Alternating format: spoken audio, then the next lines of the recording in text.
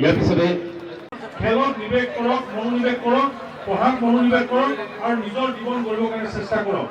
প্ৰশাসনৰ প্ৰতিগৰাকী বিষয়াই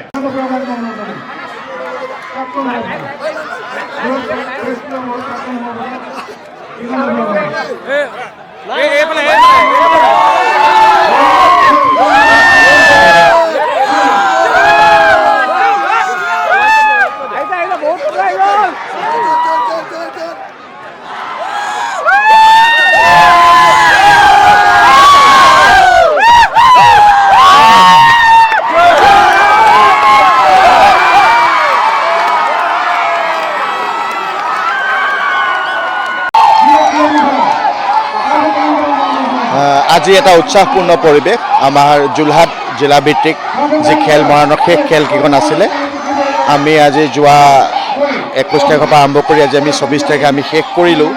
আপোনালোকে দেখিছে অভূতপূৰ্ব পৰিৱেশ। আমাৰ মাজত যথেষ্ট ক্ৰীড়া প্ৰতিভা ওলাইছে। মাননীয় মুখ্যমন্ত্ৰী মহোদয়ৰ যি সুদূৰপ্ৰসাৰী চিন্তা সেই হিচাপে আজি আমি যোৰহাট জিলা আমি সফল সমাপন কৰিলোঁ।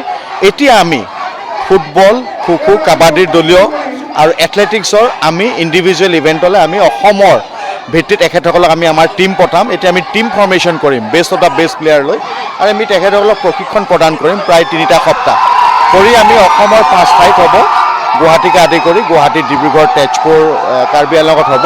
তালৈ আমাৰ টীম পঠাম আৰু মই আশা কৰিছোঁ এখন আমাৰ মৰমৰ যোৰহাট ইয়াৰ আমাৰ ল'ৰা ছোৱালী অত্যন্ত প্ৰতিভাসম্পন্ন আমাৰ যোৰহাট জিলালৈ সুনাম কৰি আনিব আৰু খেল মহাৰণে আমাৰ সুপ্ত যিখিনি প্ৰতিভা লুকাই আছিলে গোটেইখিনি উলিয়াই আনিছে। আপোনালোকে নিজেই দেখিছে এটা অভূতপূৰ্ব উৎসাহ হৈছে।